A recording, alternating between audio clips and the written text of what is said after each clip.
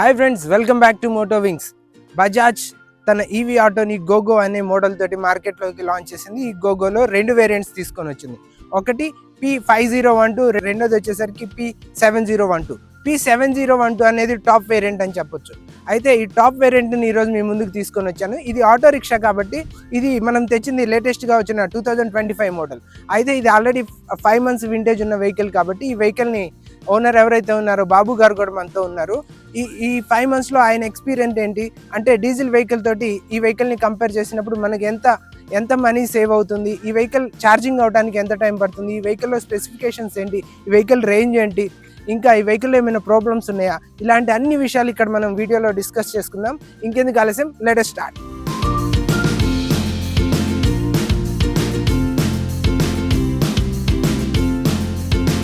ఈ వెహికల్ మీరు ఎప్పుడు తీసుకున్నారు సార్? ఈ వెహికల్ నేను తీసుకుని 4 నెలలు అయింది. 4 నెలలు బజాజ్ నుంచి. అవును. బజాజ్లో ఇదేనా టాప్ లేదంటే దీనికంటే ఇంకేదైనా ఉందా? ఇదే టాప్ బజాజ్లో వరకు. ఇప్పట్లోకి అయితే ఇదే టాప్. ఓకే. అయితే వచ్చిన బండ్ల కల్లా ఇదే టాప్. ఎంత వస్తుంది సార్ మైలేజ్? అంటే మీరు ఒకసారి ఫుల్ ఛార్జ్ చేస్తే 250 కిలోమీటర్లు.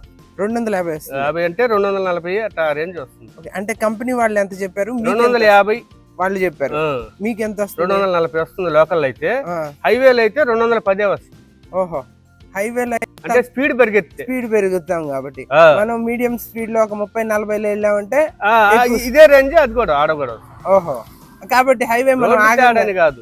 ఇది ఎన్ని కిలో వాట్స్ సార్? ఇది 12 కిలో వాట్స్. ఛార్జింగ్ ఎంత టైం పడుతుంది? ఛార్జింగ్ 4.5 గంట పడుతుంది పూర్తిగా అయిపోతే.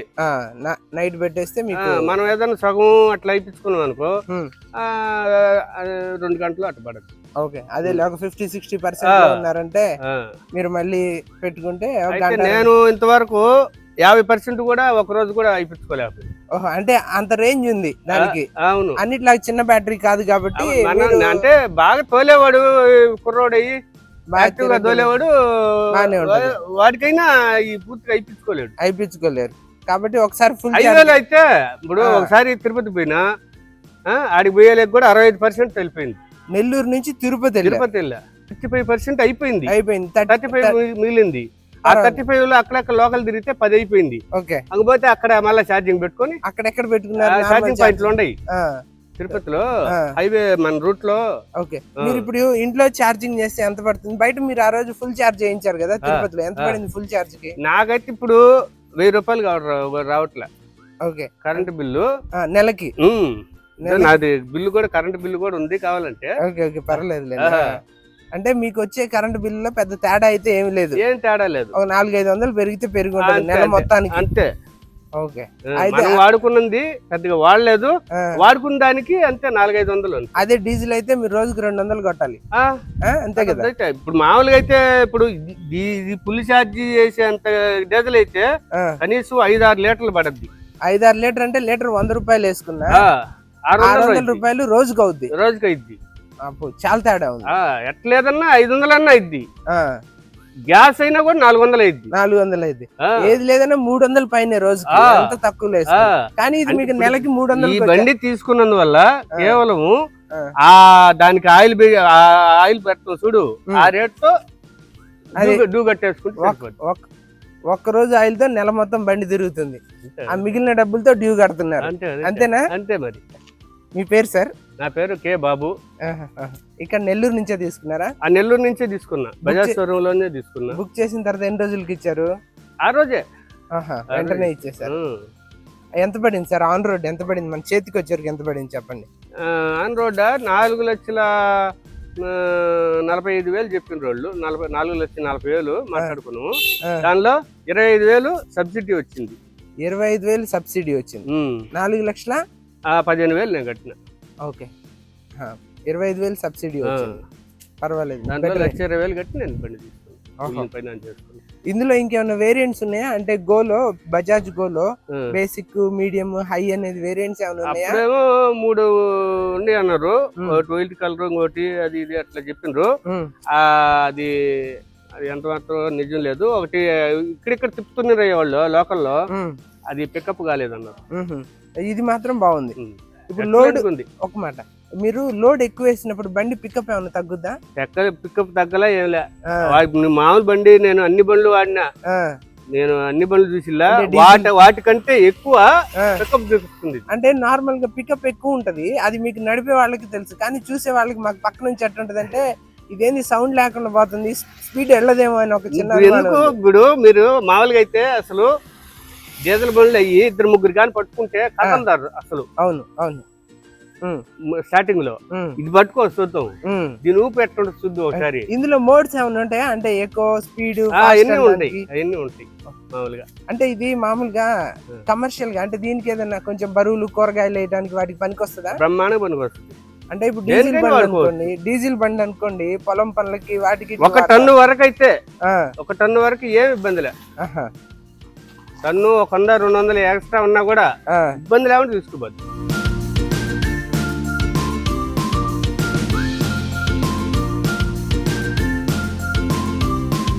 సో ఇది ఫ్రెండ్స్ మన బజాజ్ నుంచి లేటెస్ట్ గా వచ్చిన బజాజ్ గోగో P7012 మోడల్ అనమాట. ఇదే టాప్ ఎండ్.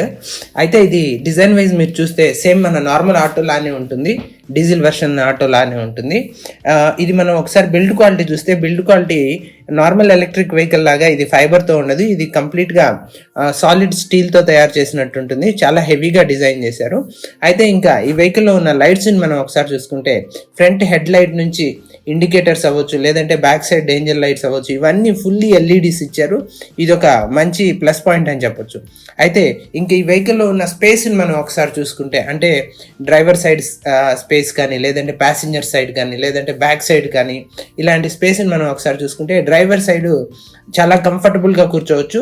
ముందు డ్రైవర్కిను ఆ స్టీరింగ్ హ్యాండిల్కి ఉన్న గ్యాప్ కూడా చాలా సఫిషియెంట్గా ఉంటుంది. డ్రైవర్ సీట్ కూడా చాలా పెద్దగా ఉంటుంది. అలానే బ్యాక్ సైడ్ మనం ప్యాసింజర్ సీట్ చూస్తే, ప్యాసింజర్ సీట్ కూడా ప్యాసింజర్స్ కూర్చున్న తర్వాత కూడా వాళ్ళ కాళ్ళ ముందు చాలా ఎక్కువ స్పేస్ ఉంటుంది. కాబట్టి వెనక కూర్చున్న వాళ్ళు చాలా కంఫర్టబుల్గా కూర్చోవచ్చు. వెనక సీట్ కూడా చాలా పెద్దగా ఉంటుంది.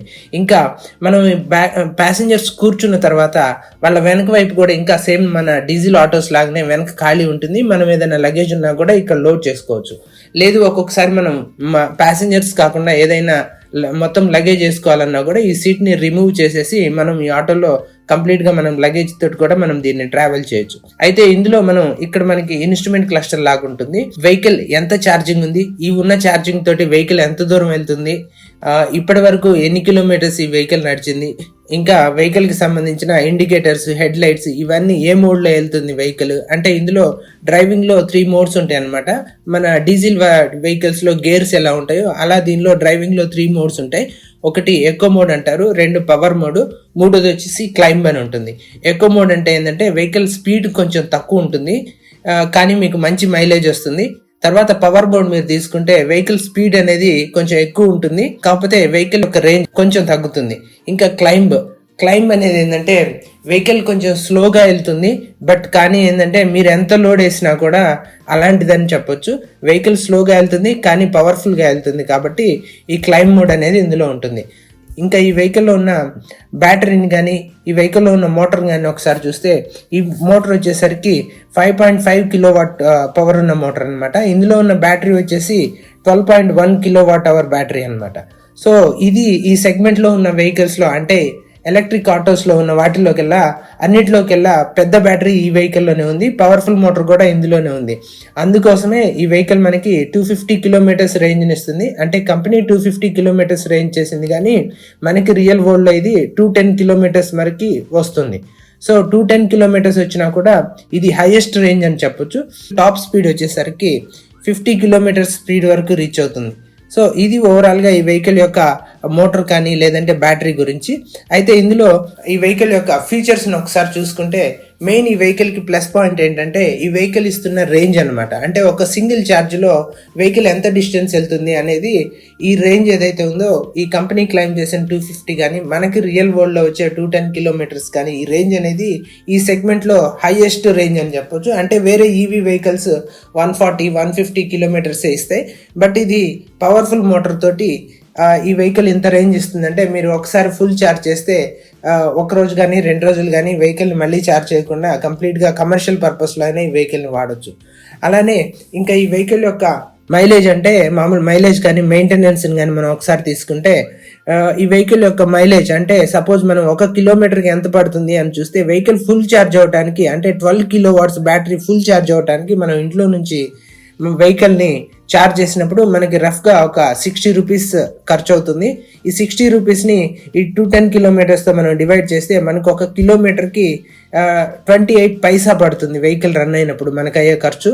అదే మీరు డీజిల్ వెహికల్ని తీసుకున్నప్పుడు డీజిల్ వెహికల్లో 1 కిలోమీటర్కి మీకు 30 కిలోమీటర్స్ పర్ లీటర్ మైలేజ్ ఇచ్చినా కూడా మీకు 3 రూపీస్ వరకు పడుతుంది. కాబట్టి డీజిల్కిను ఎలక్ట్రిక్ వెహికల్కి ఈ మైలేజ్ కానీ మెయింటెనెన్స్లో కానీ చాలా వేరియేషన్ ఉంటుంది.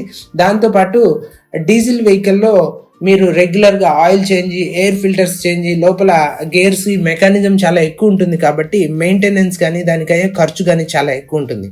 అలాంటి ఖర్చు అయితే మీకు ఎలక్ట్రిక్ వెహికల్స్లో ఉండదు. ఇది ఒక ప్లస్ పాయింట్ అని చెప్పొచ్చు ఈ ఈవీ వెహికల్లో. అలానే ఇంకా ఈ వెహికల్ యొక్క బిల్డ్ క్వాలిటీ ఎలా ఉంటుందంటే నార్మల్గా వేరే ఎలక్ట్రిక్ వెహికల్స్ లాగా ఇది ఫైబర్తో తయారయ్యలేదు. ఈ వెహికల్ కంప్లీట్గా ఇది సాలిడ్ స్టీల్తో తయారైనట్టుంది. కాబట్టి వెహికల్ యొక్క డ్యూరబిలిటీ కూడా ఎక్కువ ఉంటుంది. మరొక ఫ్యూచర్ ఏంటంటే ఇందులో డ్రైవింగ్ మోడ్స్ ఉన్నాయి, స్మార్ట్ డ్రైవింగ్ మోడ్స్. అంటే మీకు కావాల్సిన మోడ్లో మీరు వెహికల్ని రైడ్ చేయొచ్చు. అది ఎకోలో కానీ, పవర్ మోడ్లో కానీ, లేదంటే క్లైంబ్ కానీ, ఇలాంటి మోడ్స్ ఉన్నాయి. దాంతోపాటుగా ఈ వెహికల్లో ఒక స్మార్ట్ ఫీచర్స్ కూడా ఇచ్చారు. అంటే హిల్ హోల్డ్ అని ఇచ్చారు. మీరు ఎప్పుడైనా వెహికల్ని ఇలా హైట్కి ఎక్కిస్తున్నప్పుడు వెహికల్ని మీరు ఆఫ్ చేసినా కూడా వెహికల్ అలా ఆగిపోతుంది కానీ వెనక్కి రాదు. సో ఇదొక మంచి సేఫ్టీ ఫీచర్ అని చెప్పొచ్చు. దాంతోపాటుగా ఇందులో రోల్ ఓవర్ అనేది కూడా ఒకటి ఉంది. రోల్ ఓవర్ అంటే ఏంటంటే ఇప్పుడు సపోజ్ మనం ఎక్కువ స్పీడ్లో వెళ్తున్నప్పుడు ఒకసారిగా టర్న్ చేయాల్సి వచ్చింది అనుకోండి వెహికల్ని, ఒకసారి పక్కకి తిప్పేటప్పుడు ఒక్కొక్కసారి వెహికల్ ఇలా పైకి లేసి తిరగబడే ఛాన్స్ ఉంటుంది. కానీ ఇందులో ఇచ్చిన ఈ రోల్ ఓవర్ టెక్నాలజీలో ఏంటంటే వెహికల్ దానికదే సెల్ఫ్ బ్యాలెన్సింగ్ చేసుకుంటుంది.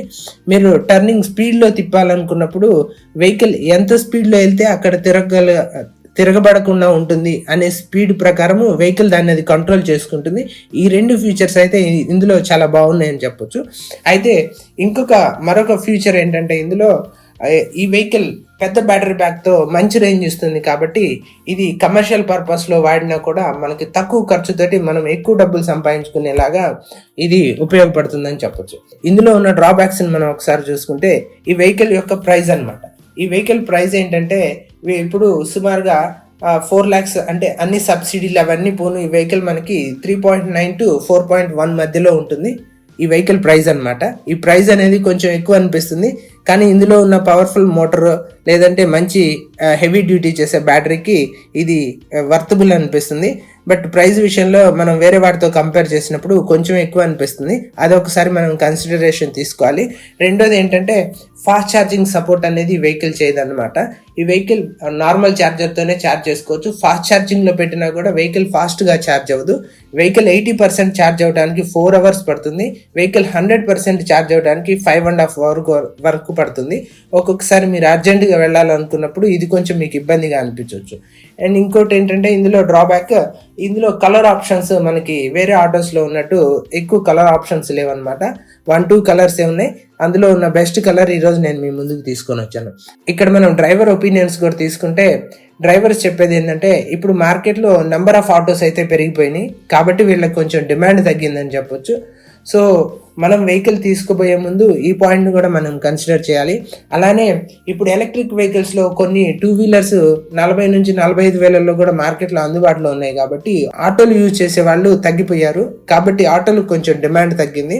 దాంతోపాటుగా గవర్నమెంట్ ఇస్తున్న ఈ ఫ్రీ బస్ వల్ల కూడా వీళ్ళకి కొంచెం ఇంపాక్ట్ ఉంది. వీళ్ళకి కొంచెం ప్యాసింజర్స్ తగ్గారు కాబట్టి వీళ్ళు దీనివల్ల కూడా కొంచెం ఇబ్బంది ఫేస్ చేస్తున్నారు. అయితే వీళ్ళు చెప్పేది ఏంటంటే వెహికల్ బిల్డ్ క్వాలిటీ కానీ వెహికల్ మెయింటెనెన్స్ కానీ చాలా బాగుందని చెప్తున్నారు. కానీ ఇవాళ ఉన్న కాంపిటీషన్కి ఇవాళ ఉన్న సిచ్యువేషన్కి పర్సన్ టు పర్సన్ డిపెండ్ అయి ఉంటుంది. కాబట్టి మీరు తీసుకునే ముందు ఒకసారి పాయింట్ని కూడా కన్సిడర్ చేసుకోండి. వెహికల్ నిజంగా మీరు రన్ చేస్తాను అనుకున్నప్పుడు మాత్రమే వెహికల్ తీసుకోండి. ఇది ఫ్రెండ్స్ ఈరోజు మనం బజాజ్లో వచ్చిన ఈవీ ఆటో గురించి చేస్తున్న డీటెయిల్ వీడియో. ఈ వీడియోలో ఇంకా మీకు ఏదైనా డౌట్స్ ఉన్నా కూడా మమ్మల్ని కామెంట్ సెక్షన్లో అడగొచ్చు. వీడియో నచ్చితే లైక్ చేయండి. ఇలాంటి మరిన్ని అప్డేట్స్ మన ఛానల్లో ఎప్పటికప్పుడు వస్తుంటాయి కాబట్టి మన ఛానల్ని సబ్స్క్రైబ్ చేయండి. Thank you so much.